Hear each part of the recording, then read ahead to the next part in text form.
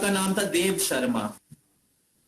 तो देव शर्मा बहुत उच्च कुल में आते हैं और वो बहुत ही वैदिक ज्ञान में बहुत पारंगत थे, लेकिन उनके कोई पुत्र नहीं था। उनके बहुत सारे योग्य शिष्य थे, उनमें से एक जन थे चंद्र। तो ये जो चंद्र हैं, उनके गुरुजी को बहुत अच्छे से निष्ठा पूर्वक श्रद्धा पूर्वक उनको सहायता करते थे। तो देव शर्मा उनके कन्या का विवाह उनके सबसे योग्य शिष्य चंद्र के साथ दिए। तो विवाह के बाद वो लोग बहुत अच्छे से निवास कर रहे थे। तो एक समय देव शर्मा और उनके शिष्य चंद्र वन में जंगल में गए थे यज्ञ के लिए, लकड़ी और कुशा ग्रास लाने के लिए। लेकिन उस वन में असुर राक्षस उनको आक्रमण करके उसको खा गए थे। तो जब उनके पिता और उनके पति का मृत्यु हो जाते हैं, तो ये गुणवती बहुत ही दुखी हो जाती हैं और बहुत ही दुख से रोने लगती हैं। आप सोचिए, कोई सी पत्नी का पति और पिता दोनों एक साथ अगर चले जाते हैं तो उनका मतलब क्या आश्रय रह गया है? कोई आश्रय नहीं रह गया है। तो तब गुणवती एकमात्र आश्रय भगवान उनकी आश्रय लेते हैं और चंद्र और देव शर्मा उनके पिछले जीवन के या इस जीवन के भक्ति मुखी सुकृति के कारण वो लोग भगवत धाम चले जाते हैं। तो ये गुणवती बहुत ही असहाय रूप से भगवान की आश्रय ले, जिस प्रकार द्रौपदी ने आश्रय लिए थे। इस दुनिया में हम लोग बहुत बार बहुत कुछ का आश्रय लेते हैं, अपने धन का, अपने सौंदर्य का, अपने बल का, अपने परिवार का, अपने एजुकेशन का, अपने धन का। लेकिन मृत्यु के समय कोई ना आवे काम रे। भजो गोविंदा भजो गोविंदा भजो गोविंदा का नाम रे। भजो गोविंदा भजो गोविंदा।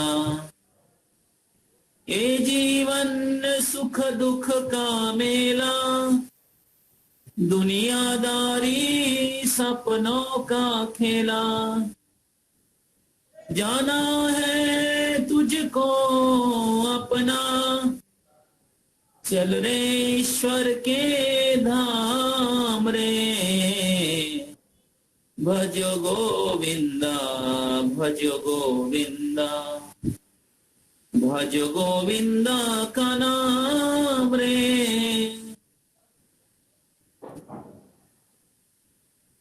तो इस भौतिक जगत जो है ये सुख दुख का मेला है और लोग अज्ञान में आप दुनियादारी या दुनिया में बहुत दादागिरी करते हैं, अहंकार के बस। वो सोचते मेरा धन मेरे को बचाएगा, मेरा पॉलिटिकल पार्टी मेरे को बचाएगा, मेरा डिग्री मेरे को बचाएगा, मेरे शारीरिक बल मेरे को बचाएगा, मेरा बैंक बैलेंस मेरे को बचाएगा। अभी कोरोना वायरस में कितने बड़े बड़े आदमी मर गए, हाँ। और वो इटाली के प्रेसिडेंट, हाँ, जो कभी भी भगवान का शरणागत नहीं हुए, लेकिन कोरोना वायरस उसको भगवान की शरणागत कर दिया। तो बुद्धिमान व्यक्ति वो समझते कि भगवान के चरण ही एकमात्र आश्रय है और बाकी सारे आश्रय टेम्पररी हैं, बाकी सारे आश्रय फॉल्स हैं। तो भगवान के चरण कमल असली आश्रय है। भजहु रे मना श्री नंदनंदन भय चरणार वृंद रे दुर्लभ मानव जन्म सत्संगे तरह ये भव सिंधु रे। तो इसलिए गोविंद दास कह रहे हैं, भजो हुरे मन श्री नंदर नंदन अभय चरणारो वृंद रे। जिनके चरण में आश्रय लेने से अभय, भय से मुक्ति प्राप्त होता है, मृत्यु से मुक्ति प्राप्त होता है। तो ये गुणवती क्योंकि भगवान की भक्ति थी, भक्त थी और एक महान वैष्णव के ब्राह्मण के पुत्री थी और इसलिए स्वाभाविक रूप से उनको ज्ञात था कि भगवान ही असली आश्रय है। तो भगवान की आश्रय लिए।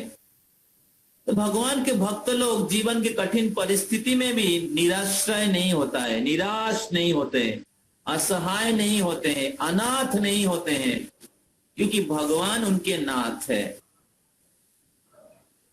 तो गुणवती उस समय बहुत निष्ठा के साथ, श्रद्धा के साथ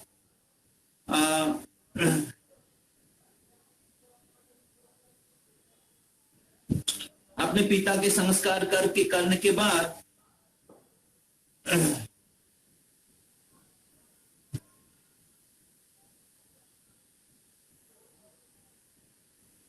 वो भगवान के शुद्ध भक्ति में जुड़ गई और फिर शास्त्र के अनुसार पिता के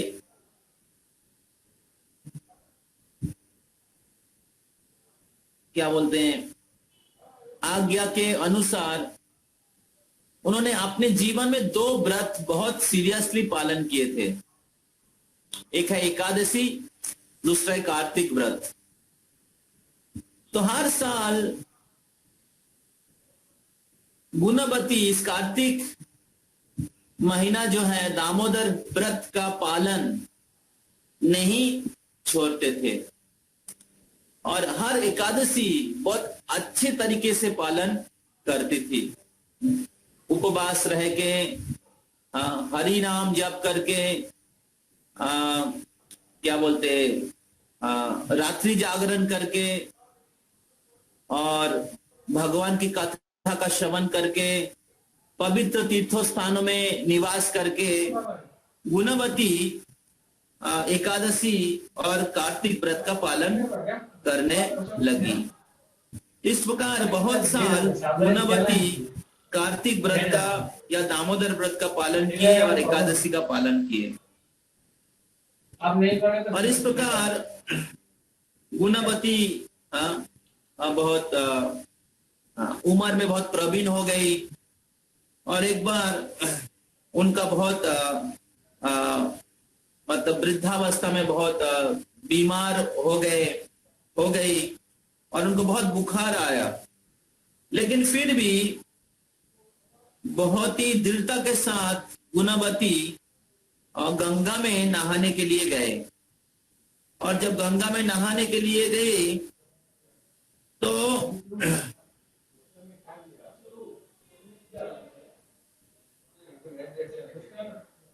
उनके शरीर कांपने लगा और गुणवती उस गंगा के जल में अपना शरीर छोड़ दिए। और जब गुणवती अपना शरीर छोड़ दिए तो वैकुंठ से विमान आया विष्णु दूतों के साथ और गुणवती को उस विमान में बिठा के वैकुंठ में लेके गए।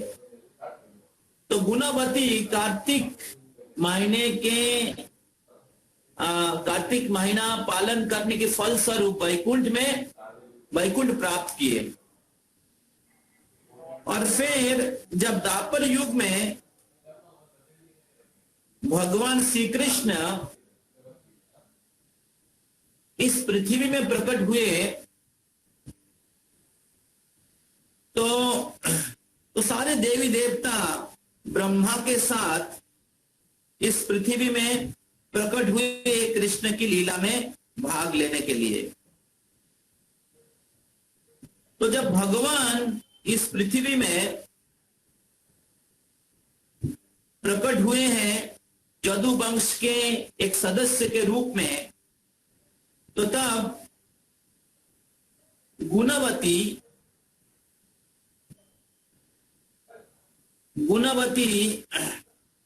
सत्यभामा के रूप में इस पृथ्वी में प्रकट हुए। और सत्यभामा जो है सत्राजित के कन्या थी। और आपको पता है सत्राजित ने सामंतक ज्वेल जो चुराया था प्राप्त किए थे। और भगवान ने सत्राजित को बचाया था। और जब सत्राजित को बचाया तो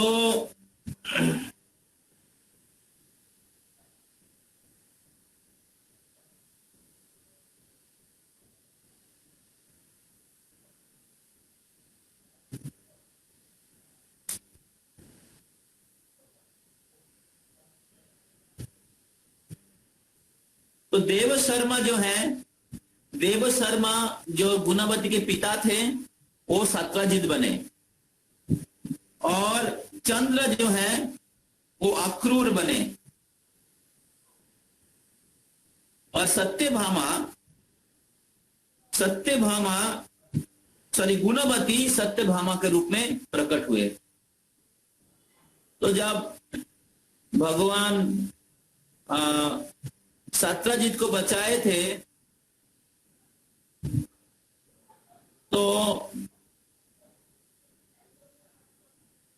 सत्राजित सामंतक मणि को भगवान श्री कृष्ण को दे दिए। और सामंतक मणि के साथ सत्राजित ने सत्यभामा को कृष्ण को दिए। तो कृष्ण ने कहा कि मैं सत्यभामा को लेता हूं, अपने पत्नी के रूप में स्वीकार करता हूं, लेकिन सामंतक ज्वेल आप ले लीजिए। तो भगवान ने सामंतक मणि को दे दिए सत्यभामा के साथ। सत्यभामा के क्या बोलते पानी स्वीकार किए। इस प्रकार गुणवती उनके कार्तिक महीने के फल स्वरूप, कार्तिक महीना के पालन के फल स्वरूप वैकुंठ प्राप्त करते हैं और भगवान श्री कृष्ण को अपने के पति के रूप में प्राप्त करते हैं। तो सोचिए कार्तिक महीना कितना शक्तिशाली है। तो मैं और एक स्टोरी बताऊंगा, आप लोग सुनना चाहेंगे? हरि बोल। तो ये भी पुराणों में वर्णन है। तो एक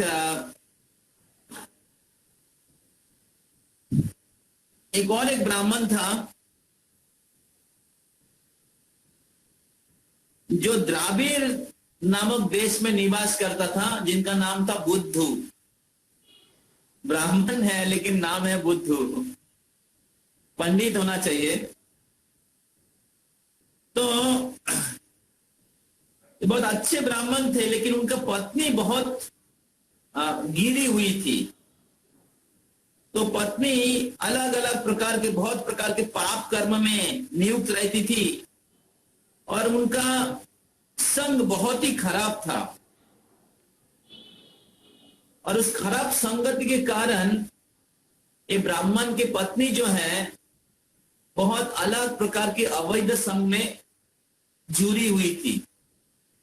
और इस प्रकार इस पत्नी के पाप कार्य के कारण पति के उम्र घट गया और उसके लिए क्या हुआ, उनके पति का मृत्यु हो गया। उसमें से बहुत इंपॉर्टेंट शिक्षा है, जो लोग शादी करना चाहते हैं कभी भी नॉन डिवोटी लड़की से शादी नहीं करना चाहिए। गृहस्थ आश्रम में ऐसे ही बहुत प्रकार के रेस्पॉन्सिबिलिटीज हैं, एंजाइटी है, टेंशन है, उसके अंदर भी बहुत सारा झमेला होता है। तो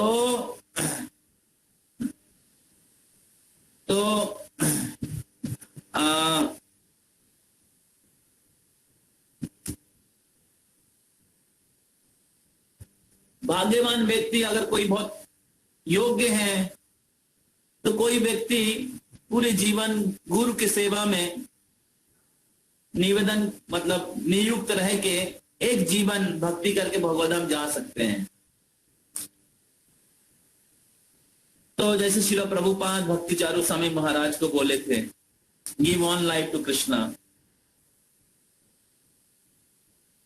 लेकिन सबके लिए वो संभव नहीं भी हो सकता है और भक्ति कोई भी आश्रम में किया जा सकता है।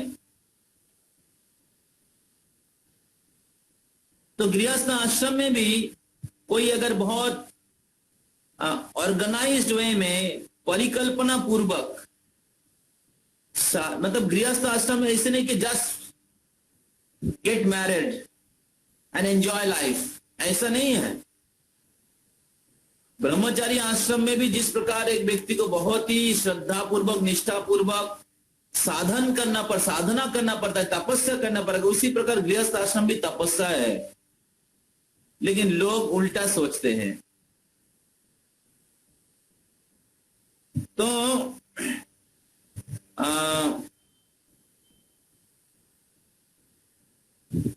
एक बहुत महत्वपूर्ण है कि जो लोग शादी करेंगे बहुत लेट शादी मत करिए, 30 साल 35 साल, हाँ। और फिर जब आपका उम्र मतलब आप अगर 30 साल में भी शादी करेंगे या मतलब 32 साल में शादी करेंगे तो मतलब आपके बेटा जब जॉब मिलेगा 25 साल मतलब 23 साल में जॉब मिलेगा, 22 साल में जॉब मिलेगा, तो कितना हो गया 54 हो गया। 54 में हाँ आपका बेटा का जॉब मिला, तो मतलब आपको मतलब ब्रह्मचारी गृहस्थ वानप्रस्थ संन्यास, तो आपको मतलब थोड़ा सा वैराग्य लाने में 34, 40, 30, 32, 42, 52, 54, उसके बाद बच्चों का शादी देंगे। हाँ, तो मतलब आपका उम्र जब 55-60 हो जाएगा और जब आप बहुत एकदम बूढ़ा हो जाएंगे तो तब क्या होगा, आपके मतलब आपका जस्ट बेटा का शादी हुआ होगा या जॉब मिला होगा। तो वैदिक युगों में थोड़ा टाइमली मैरिज का सिद्धांत दिया गया है, इसलिए कि सही समय पे विवाह होने से उनको जो भौतिक जगत में जो भोग करने की इच्छा है वो पूरी हो जाएगा टाइम पे, और फिर सही समय पे उनका वैराग्य आएगा और एक सफिशिएंट टाइम वो स्पिरिचुअल प्रैक्टिस कर सकता है आफ्टर मैरिज लाइफ, लेकिन बहुत लेट मैरिज करता है या नॉन डिवोटी से शादी करता है, तो फिर क्या होता है, पूरा उनके लाइफ, स्पिरिचुअल लाइफ पूरा डिस्टर्ब हो जाता है, स्पिरिचुअल लाइफ ठीक से कर नहीं पाता है। तो ये मतलब मेरा सजेशन है सभी डिवोटीज जो शादी करेंगे भविष्य में, और जो ब्रह्मचारी रहने की इच्छा है तो आपकी इच्छा को स्ट्रांग रखिए, हाँ, अच्छे भक्तों की संग लीजिए। तो जो कहना चाहते थे इधर, ये जो बुद्धू अच्छे ब्राह्मण थे लेकिन उनके पत्नी भक्त नहीं थी, और इसके कारण, उसके पाप पर कर्म के फल के कारण उनके उम्र घट गया और उसका मृत्यु हो गया। और जब पति का मृत्यु हो गया, ये जो पत्नी थी वो इतने क्या बोलते बेशर्म थी कि और पाप कार्य करने लगी, और भी अवैध संबंध रखने लगी, और पूरे समाज में उनकी क्या बोलते बदनाम, क्या बोलते हैं उसको, फैल गई। और बहुत कष्ट करके वो अपने जीवन निर्वाह कर रही थी, भिक्षा करके अपने जीवन निर्वाह कर रही थी। और ये स्त्री इतनी गिरी हुई थी कि कभी भी कोई तीर्थ स्थान में यात्रा नहीं किए, और जो पिछले दिन में रसोई किया हुआ खाना अगले दिन में खाते थे, इतने क्या बोलते लेजी, आलसी थी। तो एक बार कुत्स नाम के एक ब्राह्मण जो तीर्थ भ्रमण करते थे, और तीर्थ भ्रमण करते हुए ये ब्राह्मण पत्नी के घर में आए भिक्षा लेने के लिए। और जब भिक्षा लेने के लिए आए तब उन्होंने इस ब्राह्मण पत्नी के गिरे हुए परिस्थिति को दर्शन किए, और जब उनके गिरे हुए परिस्थिति का दर्शन किए तो उनके प्रति दया हुआ, और तब ये ब्राह्मण इस पत्नी के प्रति दया पूर्वक बहुत कठोर शब्द से उनको तिरस्कार किए। तो ब्राह्मण ने कहा, हे मूर्ख ब्राह्मण पत्नी,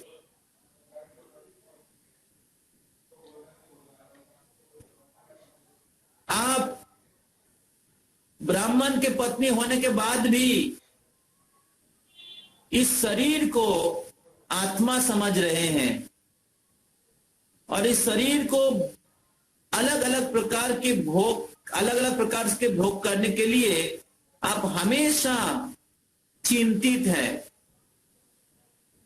हालांकि ये शरीर 3 धातु से बना हुआ है, कफ, पित्त, वायु, मल, मूत्र, हड्डी, रक्त, मांस से बना हुआ है, जो कि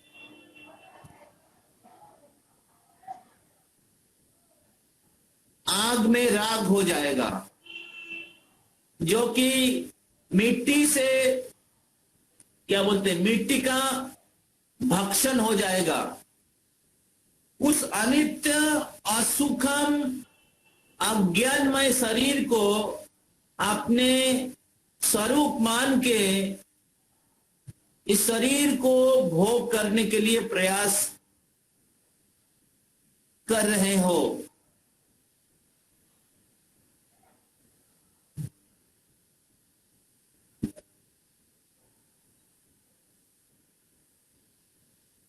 ऐसे गिरे हुए जीवन से बाहर निकलो।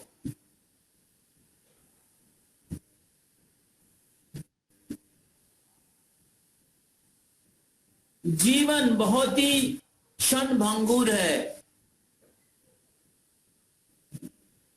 मृत्यु कभी भी हो सकता है और मृत्यु के पश्चात हम लोग हमारे कर्मों के फल को अच्छी तरीके से प्राप्त करेंगे। और इसीलिए ये ब्राह्मण पत्नी, आप इस प्रकार अज्ञानमय पापमय जीवन का परित्याग करो और भगवान श्री हरि का आश्रय लो। जब ब्राह्मण ने इस प्रकार तिरस्कार पूर्वक इस गिरी हुई ब्राह्मण पत्नी को उपदेश की, तो ब्राह्मण पत्नी को बहुत ही क्या बोलते हैं,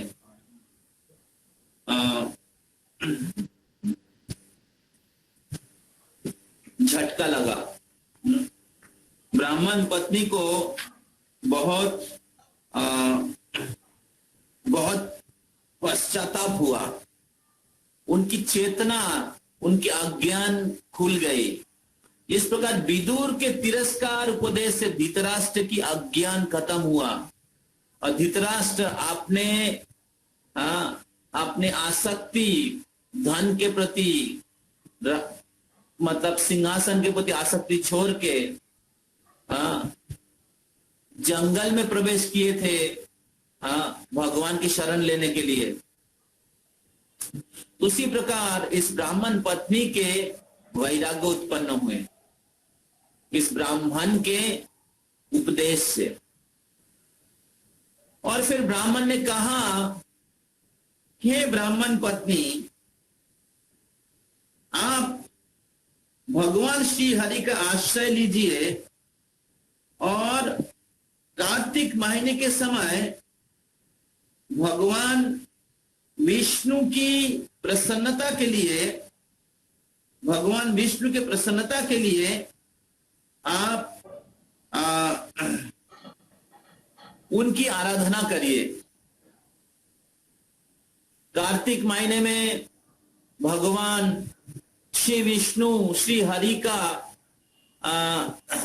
आराधना करने से, उनके प्रति दीप दान करने से, उनके चरणों में तुलसी और फूल निवेदन करने से, पवित्र नदियों में स्नान करने से और बहुत सुबह उठ के, ब्रह्म मुहूर्त में उठ के भगवान के नाम जप करने से, भगवान को प्रणाम निवेदन करने से उनके सारे पाप राशि नष्ट हो जाता है और वो विष्णु लोकम सगच्छति, विष्णु लोक में क्या बोलते हैं, निवास करते हैं। तो ब्राह्मण के इस प्रकार शास्त्र के वचन श्रवण करके भगवान के आश्रय के द्वारा किस प्रकार एक व्यक्ति मुक्ति प्राप्त कर सकते हैं, भगवत नाम प्राप्त कर सकते हैं, इसका श्रवण करके इस गिरी हुई ब्राह्मण पत्नी को बहुत आशा मिला।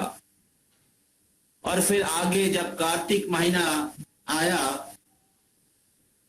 तब ये ब्राह्मण पत्नी ने उस ब्राह्मण के निर्देश के अनुसार कार्तिक व्रत पालन करने की निश्चय किया। और फिर जो ब्राह्मण पत्नी कार्तिक महीने के समय हर दिन बहुत जल्दी 3 बजे 3:30 बजे उठ के नहा के भगवान के मंदिर में जाती थी और हर दिन भगवान श्री कृष्ण श्री हरि के नाम हरे कृष्णा कृष्ण कृष्ण हरे हरे हरे राम राम राम हरे हरे। हाँ, भगवान के पवित्र नाम का ज्यादा से ज्यादा जप करती थी और हर दिन भक्ति के साथ श्री हरि का कथा श्रवण करते करते हुए भगवान श्री हरि को दीप दान करती थी। और ये ब्राह्मण पत्नी इस कार्तिक महीने में बहुत ही तपस्या पूर्वक जीवन जिए और इस प्रकार बहुत साल ये ब्राह्मण पत्नी कार्तिक व्रत का पालन किए। और एक समय इस ब्राह्मण पत्नी के आयु समाप्त हो गई और वो ब्राह्मण पत्नी अपना शरीर त्याग किया।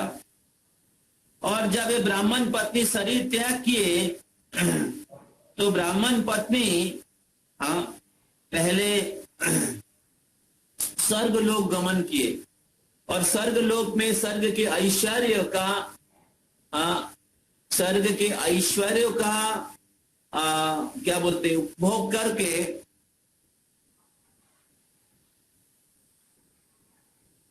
वैकुंठ लोक में चली गई।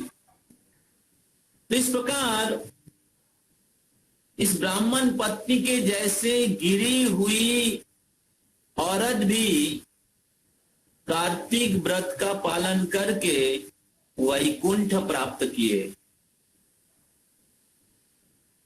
तो सोचिए कार्तिक महीने का कितना शक्ति है।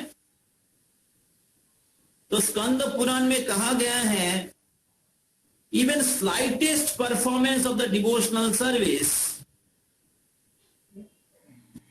in this month of Kartik, Padma Purana में कहा गया है, one of the 12 months, Kartik is the most dear to Lord Krishna. To anyone who have even slightly worshipped Lord Vishnu during its time, the month of Kartik gives residence in the Lord Vishnu's transcendental abode. Slightest performance of the devotional service in the month of Kartik can give the residence in Lord Vishnu's abode. It is not at all exaggeration. This is the power of this month, because this month is most dear to Krishna. O Narada, I have personally seen that person who happily reads Bhagavad Gita during the month of Kartik does not return to this world of birth and death. जो भगवत गीता का अध्ययन करते हैं दोबारा इस भौतिक जगत में नहीं आते हैं। A person who during the month of Kartik reads thousands of holy names of Shri Hari and the story of Gajendra liberation does not take birth again. Hari Bol. O great sage, please give up all the religious practice and simply hear the secret scripture in the presence of the deities of Keshava during the month of Kartik. दूसरा अलग अलग प्रकार के जो rituals है उसको छोड़ दीजिए, केवल हरि कथा, हरि नाम और सुबह जल्दी उठिए और हरि दीप दान करिए। दीप दान, हरि कथा, हरि नाम, शास्त्र का अध्ययन और थोड़ा सा तपस्या। सबसे इंपॉर्टेंट तपस्या है कि सुबह जल्दी उठ जाना, रात को जल्दी सो जाना। तमोगुण में लोग लेट सोते हैं, लेट उठते हैं। तो तमोगुण को धो दीजिए, जो जल्दी उठ के नहा के। तो और इस महीने में ब्रह्मचर्य का पालन करने की निर्देश दिया गया है। During the month of Kartik, one should sleep on the floor, remain celibate, eat havisanya from a Palash leaf plate. मतलब पलाश फूल का जो पत्ता होता है उसमें हविषान्य खाने के लिए निर्देश दिया गया है। and worship Lord Damodar. In this way, one becomes free from all sin, goes to the spiritual world, attains spiritual body like the Lord, and enjoy the bliss of directly serving Lord Hari. Hari Bol.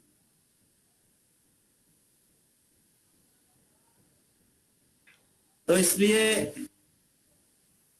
जो भक्तगण इधर उपस्थित हैं, तब सभी भक्तों से निवेदन है, तो इस कार्तिक महीने का पूरी फायदा उठाइए। तो भगवान सारे लीलाएं इस महीने में किए थे। गोवर्धन धारण किए, रास नृत्य किए, गोपियों को आनंद प्रदान किए, ब्रजवासियों को आनंद प्रदान किए, यशोदा मैया को आनंद प्रदान किए, उनके प्रेम के रस्सी से बांधे गए, राधा कुंड का आविर्भाव हुआ, श्याम कुंड, राधा कुंड, अरिष्टासुर का वध हुआ, और आज नरोत्तम दास ठाकुर भगवान के शुद्ध भक्त हैं, जिनको चैतन्य महाप्रभु कृष्ण प्रेम दिए थे, उनके लिए कृष्ण प्रेम पद्मा नदी में रख के गए थे। चैतन्य महाप्रभु प्रकट होने के समय नरोत्तम दास ठाकुर नहीं थे, लेकिन Chaitanya Mahaprabhu was calling the name of Narottam Narottam,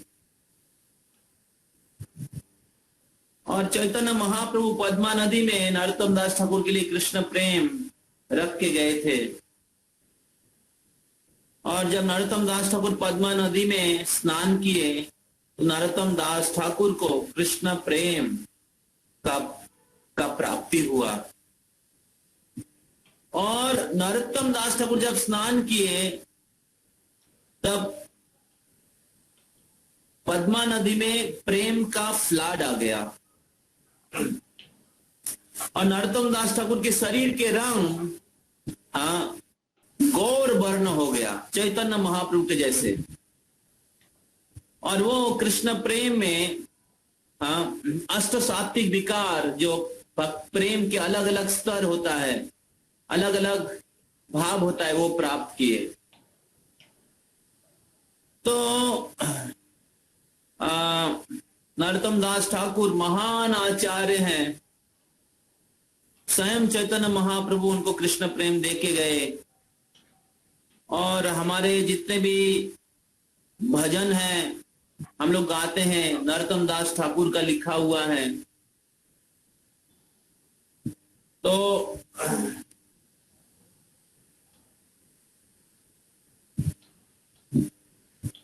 Narottam दास ठाकुर लोकनाथ दास गोस्वामी के शिष्य थे। श्रीनिवास आचार्य, नरोत्तम दास ठाकुर और श्यामानंद पंडित,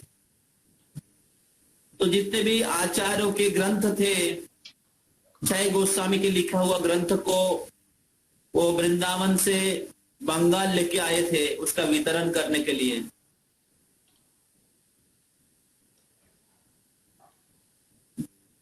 तो ऐसे महान आचार्य से हमें प्रार्थना करना चाहिए, उनकी कृपा से ही हमें शुद्ध भक्ति प्राप्त कर सकते हैं। उस नरोत्तम दास ठाकुर की आज तिरोभाव तिथि है, तो ऐसे शिला प्रभुपाद जी का भी तिरोभाव तिथि आता है इस कार्तिक महीने में। तो ऐसे बहुत सारे लीला इस महीने में के होने के कारण ये महीना भगवान की बहुत ही प्रिय है, और इसीलिए भगवान बहुत ही प्रसन्न हो जाते हैं अगर ये महीना कोई अच्छे से पालन करते हैं। कम समय सोते हैं, ज्यादा समय भगवत भक्ति में एंगेज करते हैं अपने आप को, ज्यादा से जप करके, भगवान की सेवा करके, दीप दान करके, शास्त्रों का अध्ययन करके, नदियों में, पवित्र नदियों में नहा के, अगर नदी नहीं है 3 बार गंगा गंगा गंगा, जमुना जमुना जमुना, सरस्वती सरस्वती सरस्वती उच्चारण करिए, और वो नदियां प्रकट हो जाती हैं, और उसमें नहाइए। गुरु का इंस्ट्रक्शन को याद करिए, नए लोगों को कृष्ण भक्ति वितरण करिए, ये भक्ति का डिस्काउंट मंथ है, सेल चल रहा है, भगवान सेल दे रहे हैं, उसको बांटिए। दीपदान उत्सव। तो इस प्रकार हाँ, जो भक्ति भगवान देना नहीं चाहते हैं, इस कार्तिक महीने में भगवान बहुत ही आसानी से दे देते हैं। तो इसलिए जो भक्ति मार्ग में आगे बढ़ना चाहते हैं, उन भक्त लोग इस महीने को बहुत श्रद्धा पूर्वक, बहुत ही निष्ठा पूर्वक, बहुत हृदय पूर्वक, उत्साह पूर्वक पालन करके भगवत भक्ति में आगे बढ़ जाते हैं। तो अंत में मैं एक इम्पोर्टेंट शिक्षा दामोदर लीला से मैं बताऊंगा। तो आप सभी से निवेदन है, आप लोग 8:40 तक रहिए। तो इस दामोदर लीला हम लोग एक दिन और एक दिन मतलब पूरा दामोदर लीला का श्रवण करेंगे। इस दामोदर लीला में बहुत ही विशेष है, दामोदर लीला बहुत स्पेशल है।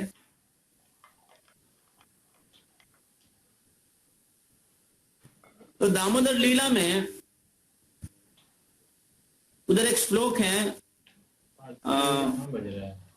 देखते मिलता कि नहीं।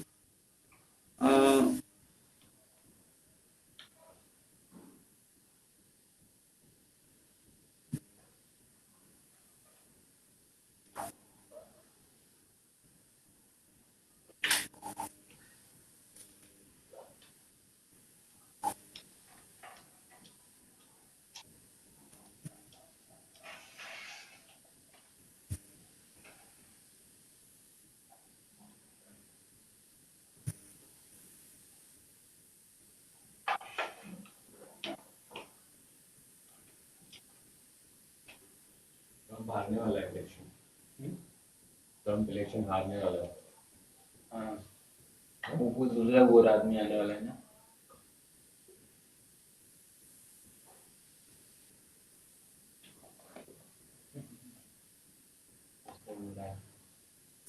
एक श्लोक है, इधर नहीं मिल रहा है। क्या हार जाएगा?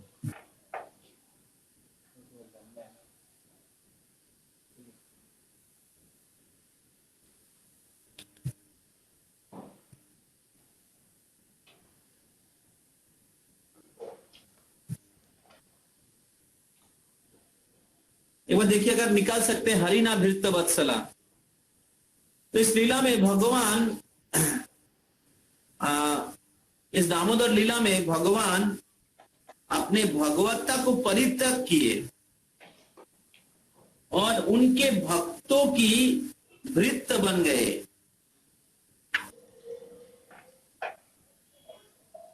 तो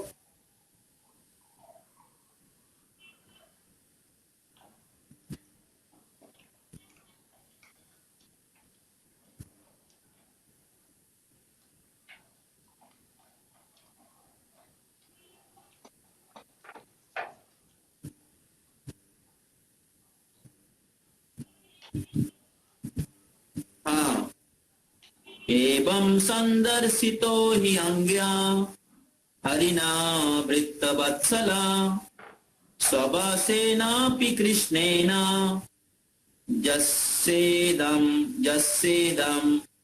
शेषरं वसे। ओ महाराज Parikshit, this entire universe with its great exalted demigods like Lord Shiva, Lord Brahma, Lord Indra is under the control of the Supreme Personality of Godhead. Yet, the Supreme Lord has one transcendental attribute. He becomes under the control of his devotee. This was now exhibited by Krishna in this pastime. Neither Brahma nor Shiva nor even the goddess of fortune सब गिर रहा है bag में। who is always better half of the Supreme Lord, can obtain form of the Supreme Person of Godhead, the deliverer of this material world. Such mercy has received by Mother Yashoda. तो माँ यशोदा उनके भक्ति के द्वारा भगवान श्री कृष्ण को जो सारे देवी देवता इंद्र, चंद्र, वरुण, ब्रह्मा, शिवा सबके नियंत्रण है, लेकिन वो भगवान माँ यशोदा के भक्ति के द्वारा नियंत्रित हो गए। एवं संदर्शितो ही अस्मिन् हरिना भृत्य वत्सला। तो हरि जो है उनके शुद्ध भक्तों के भक्ति के द्वारा बंधे गए। तो इस लीला में भगवान अपने भगवत्ता को परित्याग करके उनके भक्तों की पुत्र बन गए, उनके भक्तों के द्वारा नियंत्रित हो गए। तो मेरे ख्याल से सनातन गोस्वामी या जीव गोस्वामी उनके टीका में लिखते हैं कि भगवान क्या क्या हमारे पास टाइम नहीं, मैं जस्ट टच करता हूं, क्या क्या भगवत्ता परित्याग किए हैं। तो परम ब्रह्म के 6 लक्षण होता है, मुख्य 6 लक्षण। तो पहला है परम ब्रह्म है लक्ष्मीपति। लेकिन इस लीला में भगवान क्या कर रहे हैं? भगवान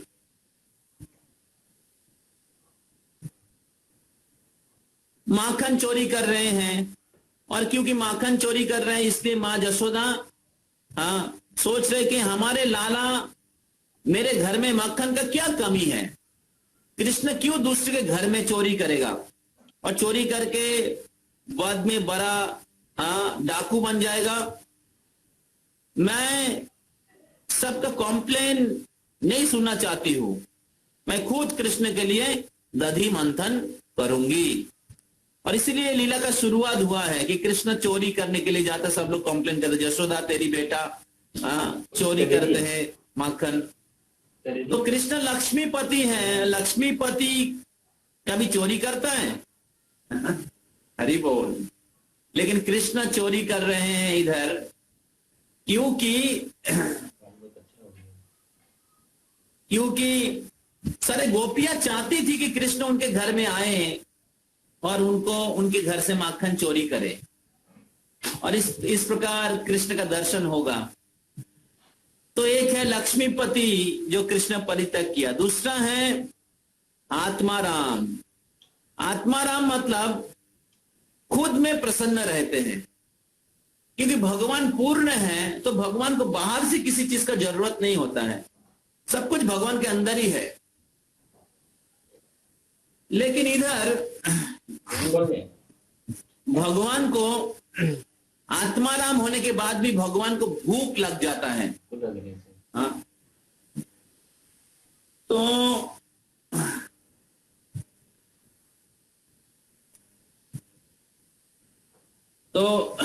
और इसलिए भगवान को नींद टूट जाता है, और भगवान नींद से उठ जाते हैं और उनके माँ के पास दौड़ के आते हैं और कहते हैं कि मेरे को दूध पिलाइए। और फिर यशोदा मैया का दधी का जो मंथन का दंड है उसको रोक देते हैं, और फिर माँ यशोदा उनके वात्सल्य रस को पान कराते हैं भगवान श्री कृष्ण को। तो जब भक्ति भगवान भावग्राही है, तो भगवान आत्माराम है। लेकिन जब कोई भक्त भगवान के प्रति शुद्ध प्रेम निवेदन करते हैं, प्रेम पूर्वक भगवान की सेवा करते अलग अलग रस में, तो भगवान उसके भूखे बन जाते हैं। इस प्रकार भगवान ने आत्माराम जो लक्षण है उसका परित्याग किया। तीसरा है भगवान गुणातीत, 3 गुण के अतीत हैं। लेकिन इस लीला में जब माँ यशोदा ने उस दूध को बचाने के लिए कृष्ण को अपने गोद से दूध मतलब नीचे रख दिया, दूध पिलाना बंद कर दी, तो कृष्ण गुस्सा हो गए। तो जो गुस्सा है, क्रोध होता है, रजोगुण का लक्षण है। काम हो ऐसो क्रोध हो ऐसो रजोगुण समुद्भव, रजोगुण से क्रोध उत्पन्न होता है। तो कृष्ण तो रजोगुण के अंदर नहीं है, कृष्ण गुणातीत है। लेकिन इधर इस लीला में कृष्ण क्रोध प्रकट कर रहे हैं, आध्यात्मिक क्रोध प्रकट कर रहे हैं। मां यशोदा का वात्सल्य रस अनंत है और कृष्ण भी उस वात्सल्य रस का पान करना चाहते हैं। बहुत आनंद से पान कर रहे थे, लेकिन यशोदा मैया ने रोक दिया, क्योंकि यशोदा मैया को कृष्ण के संतुष्ट के लिए दूध बन रहा था, पद्मगंधा गावी का दूध, और उसको बचाना था। तो इसमें हम लोग सुने हैं ऑलरेडी कि कृष्ण से भी ज्यादा इंपॉर्टेंट है कृष्ण की सेवा। हाँ, क्योंकि वो सेवा कृष्ण की प्रसन्नता के लिए। तो इसलिए माँ यशोदा को कृष्ण को जमीन में रख के भी दूध बचाने के लिए गई, क्योंकि वो कृष्ण की प्रसन्नता के लिए है। कृष्ण को शक्ति प्रदान करेगा, कृष्ण को पुष्टि प्रदान करेगा, कृष्ण को आनंद प्रदान करेगा। तो इस प्रकार गुणातीत जो लक्षण है वो भी कृष्ण परित्याग करते हैं। चौथा है कृष्ण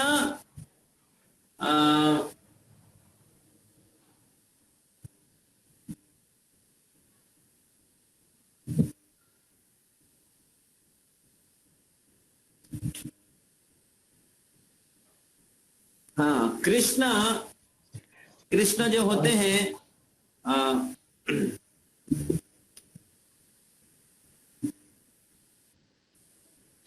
मृत्यु की भी मृत्यु है, मृत्यु स्वयं मृत्यु भगवान को डरते हैं। निसिंहम भीषणं भद्रम मृत्युर मृत्यु नमामि हम। तो जमराज मृत्यु के देवता हैं, लेकिन जमराज कृष्ण की मृत्यु के भय से भयभीत होके भागते हैं। लेकिन इधर माँ यशोदा जब कृष्ण ने माखन वो जो पात्र है दधी का भांड को उसको तोड़ दिए और कृष्ण को डर लगने लगा कि माँ मेरे को, माँ को समझ में आ जाएगा, मैया को समझ में आ जाएगा और मेरे को बहुत ही पिटाई करेंगे, मेरे को शास्ति देंगे, पनिशमेंट देंगे, और इसलिए कृष्ण भाग रहे हैं। तो माँ यशोदा के छड़ी के डर से भाग रहे हैं। तो जो जिसको देख के सब लोग भयभीत रहते हैं, वो भगवान उनके भक्तों के भय से भयभीत है। तो है चौथा।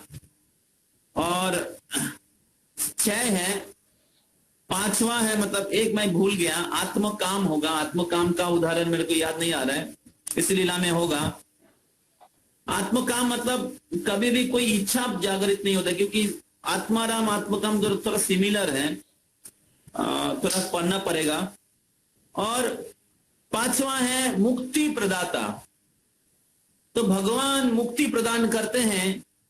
मुक्ति प्रदाता सर्वेशम विष्णुदेव न संशयो। तो भगवान सबको मुक्ति दान करते हैं। छिन्नन्ति घोरो जम पास बंधम, जम पास से मुक्ति प्रदान करते, भिन्नति घोरो भव पास बंधम, और भव इस जन्म मृत्यु के सागर से मुक्ति प्रदान करते हैं। छिन्नन्ति सर्वोत्त समोत्स बंधम, और जितने प्रकार के बंधन हैं, काम क्रोध के बंधन, जन्म मृत्यु कर्म के बंधन, और अलग अलग प्रकार के जो हैबिट्स हैं, कंडीशनिंग्स, उसके बंधन। तो जितने प्रकार के जो बंधन है, सब बंधन से कृष्ण मुक्ति प्रदान करते हैं।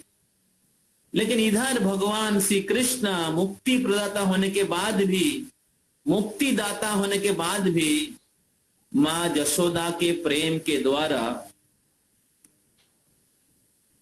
बंदी हो गए। नई बात मनो भक्त कृतम तु बंधम, लेकिन उनके भक्तों के द्वारा जो जो जो आ, जो बंधन है भगवान उसको तोड़ नहीं पाते हैं।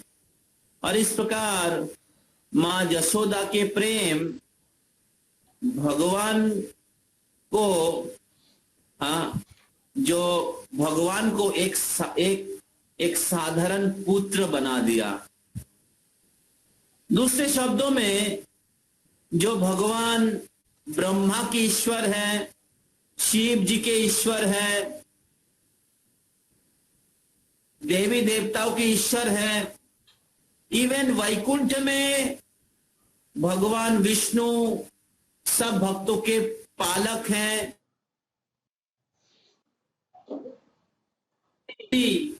द्वारका में भी भगवान सबके पति हैं, सबके रक्षक हैं, सबके पालक हैं, सबके आश्रय स्वरूप हैं। वो भगवान जो सारे देवी देवता सारे अलग बाकी धामों में ईश्वर है, प्रभु है, भगवान है, नियंत्रण है, लेकिन वृंदावन में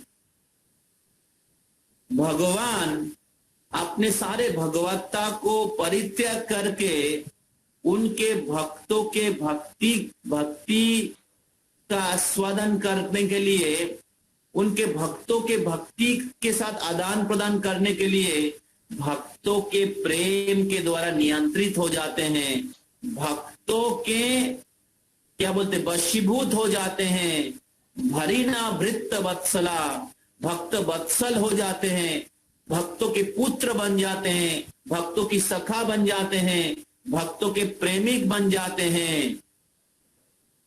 और इस प्रकार भगवान अपने भगवत्ता को परित्याग करते हैं वृंदावन में, और वो नंद नंदन, यशोदा नंदन, गोपीनाथ या सुबल श्रीदाम के सखा बन जाते हैं। तो इस दामोदर लीला में भगवान अपने भगवत्ता को परित्याग करके मां यशोदा के वात्सल्य प्रेम के साथ आदान प्रदान करते हुए मां यशोदा के पुत्र बन के एक साधारण बालक के जैसे आचरण कर रहे हैं। और इस प्रकार भगवान अपने आप को पूरी तरीके से मां यशोदा के पास समर्पण किए। भगवान अपना पूरा कंट्रोल छोड़ दिए हैं। नियम भगवान स्वराट हैं, लेकिन वृंदावन के भक्तों के पास भगवान अपने सारे स्वतंत्रता छोड़ दिए। और इसलिए भगवान दुर्वासा मुनि को कहते हैं, दुर्वासा मुनि मैं स्वाधीन नहीं हूं। दुर्वासा मुनि कह रहे हैं प्रभु आप सुदर्शन को बोलिए रुकने के लिए,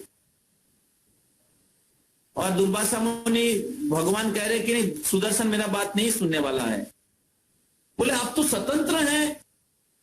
तब भगवान बोले अहम भक्त पराधीन अस्वतंत्र बुद्धिजो साधुनाम ग्रस्त हृदयो भक्तेर भक्त जन प्रियो। तो अहम भक्त पराधीन ने दुर्वासा मुनि मैं स्वतंत्र नहीं हूं। मैं द्वारका में, अयोध्या में, वैकुंठ में, देवी देवता के पास भौतिक जगत में स्वतंत्र हूं, लेकिन वृंदावन में मैं मेरे भक्तों की अधीन हूं। तो ये इस महीने की भाव है। और इसीलिए कृष्ण के माता का नाम पड़ा यशोदा। मतलब मां यशोदा ने उनके भक्ति के द्वारा कृष्ण को वशीभूत कर दिए। कृष्ण की भगवत्ता, कृष्ण ने उनकी भगवत्ता छोड़ दिए और उनके भक्तों की वृत्त बन गए। और ये क्या कृष्ण की क्या बोलते अपजस है, कृष्ण की बदनामी है क्या? कृष्ण ने अपना भगवत्ता खो दिया वृंदावन में? यस, आप सबके प्रति प्रश्न है, ये क्या कृष्ण की अपजस है कि कृष्ण ने अपना भगवत्ता खो दिया वृंदावन में? नो प्रभु जी। तो फिर क्या? It is greatness. कौन सा ग्रेटनेस?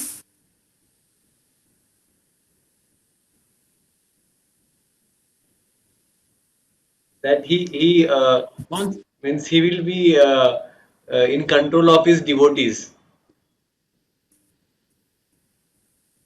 ओके, तो भगवान के अनंत गुण में सबसे श्रेष्ठ गुण है भक्त वत्सल, जो भगवान के गुण के चूड़ामणि है।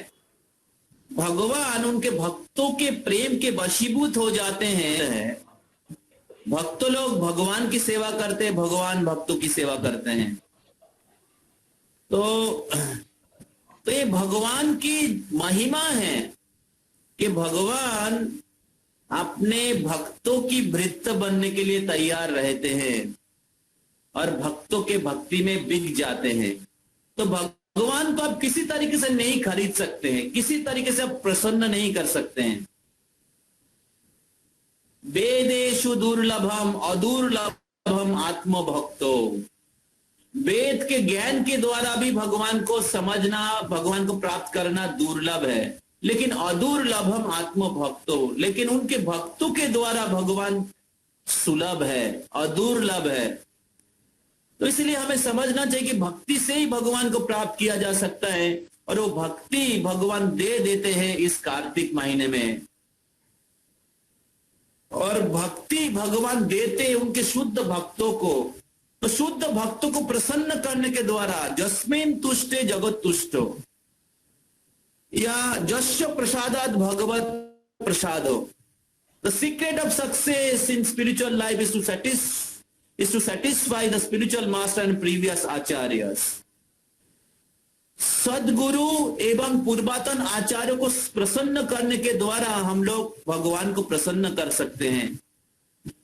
भक्ति उन लोगों के पास है, इसलिए उनका नाम पड़ा जशोदा, जो भगवान को जश प्रदान किए। भगवान की ख्याति हुआ मां जशोदा के भक्ति के कारण, क्योंकि मां जशोदा के भक्ति के द्वारा भगवान बांधे गए, और इसीलिए भगवान के भक्त वात्सल्य गुण सबके सामने प्रकट हुआ मां जशोदा के कारण। तो मां कृष्ण की जश का वृद्धि किया जशोदा की भक्ति, और इसीलिए उनके नाम हुआ जशोदा, जो जश दान करते। जैसे मैंने कहा था, शरीर का नाम क्या है? कौन बताएगा शरीर का नाम? हरि बोल, राहुल प्रभु की जाए।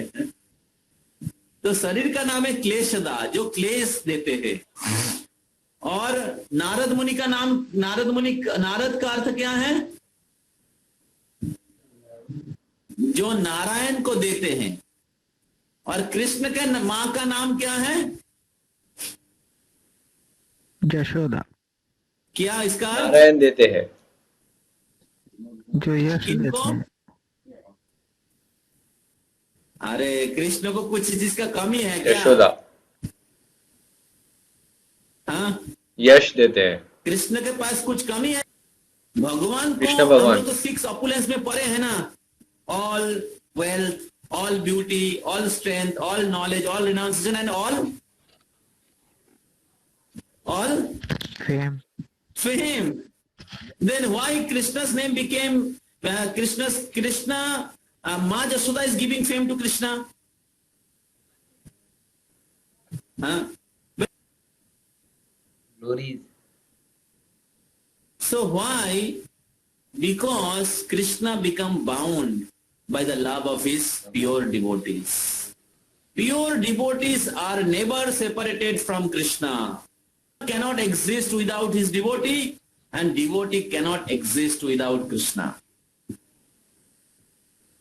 और इसीलिए हाँ, भगवान के शुद्ध भक्त लोग भगवान के स्वरूप शक्ति है,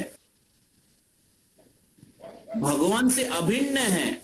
और ऐसे शुद्ध भक्त जो होते हैं, भगवान के शुद्ध भक्त होते हैं, भगवान उनके भक्ति के अधीन हो जाते हैं। और ऐसे ऐसे भक्तों की भक्ति भगवान की महिमा को और वृद्धि करते हैं। भगवान की महिमा और बढ़ जाता है, भगवान की जश और बढ़ जाता है ऐसे शुद्ध भक्तों की अहैतुकी प्रेम द्वारा। और इसीलिए वृंदावन में कृष्ण भगवान नहीं है, वृंदावन में कृष्ण नंद नंदन, वृंदावन में कृष्ण राधानाथ। वृंदावन में भक्तों लोग कृष्ण को नियंत्रण करते हैं। वृंदावन में भक्तों लोग कृष्ण को पालन करते हैं। कृष्ण को भूख लगता है, माँ जसोदा खिलाते हैं। कृष्ण को भूख लगता है, माँ जसोदा के पास जाते हैं। लेकिन वैकुंठ में भक्तों को भूख लगते है, कृष्ण के पास जाते हैं, विष्णु के पास जाते हैं। लेकिन वृंदावन में कृष्ण को भूख लगते है तो कृष्ण रोते हैं, माँ खिला दो। इस प्रकार भक्ति में, भक्ति बहुत ही दिव्य है, भक्ति बहुत ही रसमय है। और जब हम लोग उस भक्ति का पान करते हैं तो हमारे भौतिक जो इच्छा है, इस भौतिक जगत में अलग अलग प्रकार के भोग करने की, वो स्वाभाविक रूप से हृदय से चला जाता है। तो इसीलिए इस कार्तिक महीने में हमें भगवान के प्रति भक्ति को जागरूक करने के प्रयास महीने में चैतन्य महाप्रभु आए हैं देने के लिए, नरोत्तम दास ठाकुर आए हैं। तो उस भक्ति को हमें भिक्षा मांगना चाहिए कृष्ण को, कृष्ण के चरणों में प्रार्थना करके, दीप दिखा के, ज्यादा माला जप करके, भागवत गीता का अध्ययन करके, थोड़ा कुछ तपस्या करके, सुबह उठ के ब्रह्मचार्य का पालन करके, सब कृष्ण की संतुष्टि के लिए करना चाहिए। अहंकार बस नहीं, मैं 16 माला, मैं 25 माला, मैं 32 माला, मैं ये तपस्या कर रहा हूँ, वो तपस्या कर रहा हूँ, मैं ये पालन कर रहा हूँ, वो पालन कर रहा हूँ। अहंकार के लिए नहीं, कृष्ण की संतुष्टि के लिए हमें करना चाहिए, गुरु की संतुष्टि के लिए करना चाहिए, गुरु का आदेशों को याद करना चाहिए, उसको पालन करने की प्रयास करना चाहिए, दीप दान करना चाहिए, लोगों के पास कृष्ण भक्ति को पहुंचाना चाहिए। इस प्रकार धर्मदत्ता ने अपना दामोदर महीने का आधा फल दे दिया, उसी प्रकार लोगों के पास कृष्ण भक्ति वितरण करने की प्रयास करना चाहिए। और इस प्रकार इस महीने का अगर हम अच्छा पालन करेंगे तो भक्ति में हजारों गुना ज्यादा हम लोग एडवांस कर सकते हैं। जैसे मैं लास्ट टाइम कह रहा था कि this month is air lift. तो आप रास्ते में जाएंगे तो स्पीड बहुत स्लो रहता है, लेकिन इस महीना पालन करेंगे, this mine is like air lift, so it can lift you for long distance in very short time. तो इसलिए मेरा निवेदन है, आप लोग लास्ट टाइम जो संकल्प किए थे उस संकल्पों को बहुत अच्छे से पालन करिए। जो अपना जप संख्या को बढ़ाए थे, बहुत डिटर्मिनेशन के साथ, बहुत सारा बिजी शेड्यूल आ जाएगा, लेकिन उसको उस चैलेंज को टैकल करते हुए दृढ़ता के साथ, उत्साह के साथ कार्तिक महीने के महिमा को याद करते हुए उसका पालन करिए। और भगवान श्री दामोदर की कृपा, श्री कृष्ण की कृपा और राधा रानी की कृपा, क्योंकि कृष्ण की प्रिय है राधा रानी, बहुत अच्छे से इसको पालन करती है। और इसलिए राधा रानी का नाम है कार्तिका। इसलिए इस महीने को अच्छे से पालन करके कृष्ण की कृपा प्राप्त करके अपने मनुष्य जीवन को सफल बनाइए। हरे कृष्णा कृष्णा कृष्णा हरे हरे, हरे राम राम हरे राम।